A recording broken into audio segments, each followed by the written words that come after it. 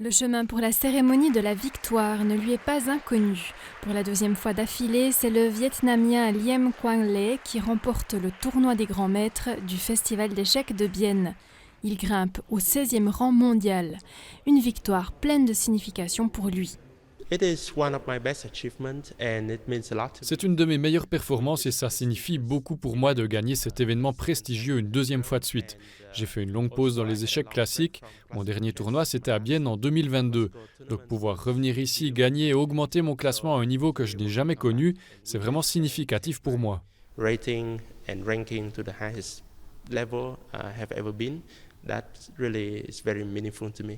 S'il a fait une pause dans les tournois d'échecs classiques, c'est parce qu'il a un travail très prenant.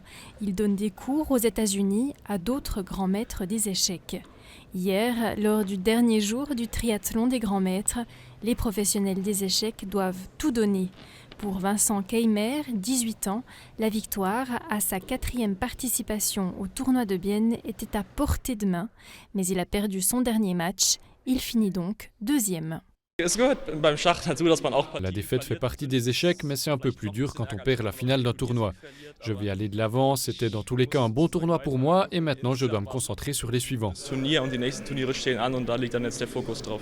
Le Festival international d'échecs de Bienne n'avait jamais connu un niveau aussi élevé qu'à cette 56e édition.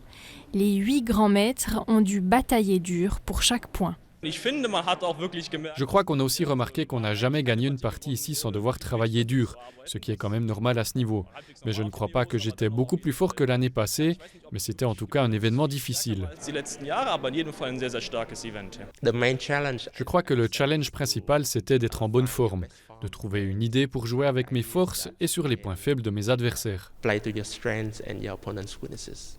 Pour Liem Quang Le et Vincent Keimer, tout autant que pour les autres grands maîtres, les choses sérieuses continuent. Ils retrouveront la semaine prochaine à la World Chess Cup en Azerbaïdjan, un tournoi qualificatif pour les championnats du monde.